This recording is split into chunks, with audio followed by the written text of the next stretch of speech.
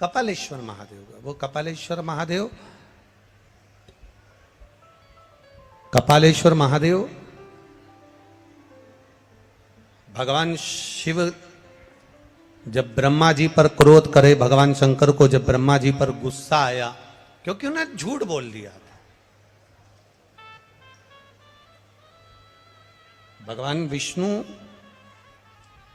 पाताल में जाते हैं और ब्रह्मा जी आकाश में जाते हैं। ऊपर जाते जाते जाते जाते जाते जाते जाते जाते भगवान शंकर के शिवलिंग का आखिरी छोर शीश देखने के लिए जा रहे हैं।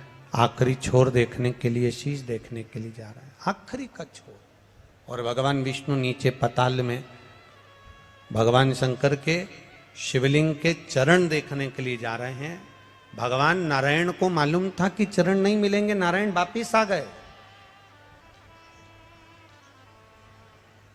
पर ब्रह्मा जी जाते गए जाते गए जाते गए और जाते जाते एक उन्होंने केतकी का फूल तोड़ लिया और एक गौ माता को लेकर भगवान विष्णु के पास आ गए। नारायण ने पूछा, क्या आपको भगवान शंकर भगवान के शिवलिंग का शीश दिखा? तो ब्रह्मा जी बोले कि हमको शीश दिखा कि नहीं दिखा, पहले आप बताओ कि आपको चरण दिखा है क्या भगवान शंकर के शिवलिंग का?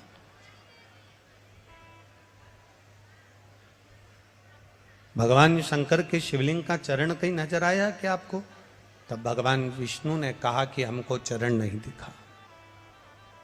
सत्य कह दिया, सत्य बोल दिया। और जब उन्होंने सत्य बोला, जब उन्होंने सत्य कहा, तो भगवान नारायण का एक नाम हो गया सत्य नारायण।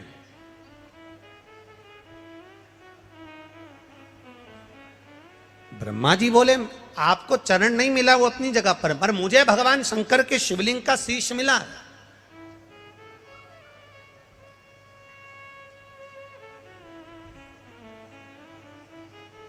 ये दुनिया का पहला शिवलिंग जिसको ब्रह्मा और भगवान विष्णु ने प्रकट किया था, और वो महाशिवरात्रि के दिन प्रकट हुआ था।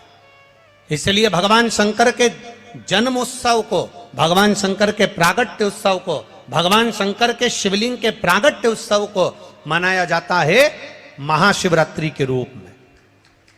महाशिवरात्रि के रूप में मनाया जाता है।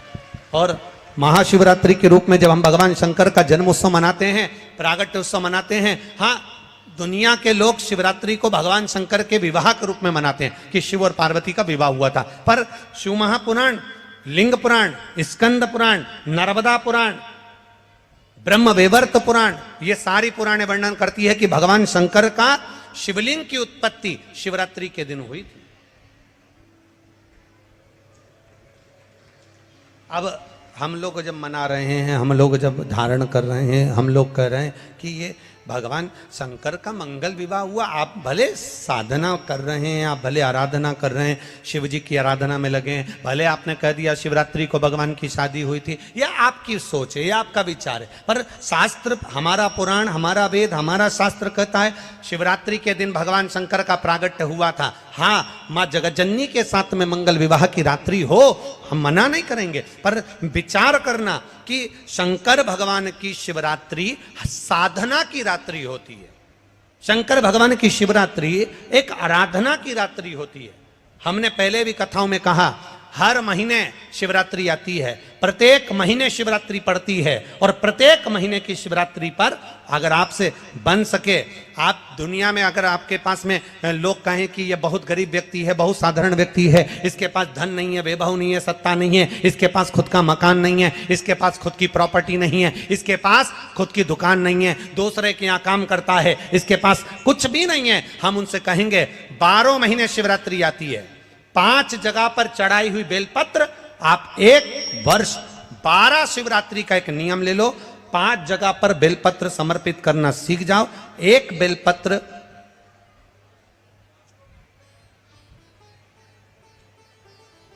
ये शिवलिंग, ये जलाधारी, बहुत ध्यान से देखना, ये चरण जहां से जल नीचे गिरता है, गणेश जी का स्थान, कार्तिकेय जी का स्थान, यह हस्त कमल, माता पार्वती जी का हस्तकमल शिवलिंग भगवान शंकर का स्थान।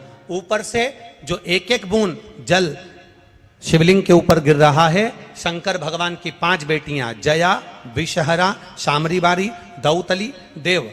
बीच में जो एक मोटी सी लाइन है वो शंकर भगवान की छोटी लड़की, क्या नाम है? अशोक सुंदरी। ये पूरे शिवलिंग का वर्णन।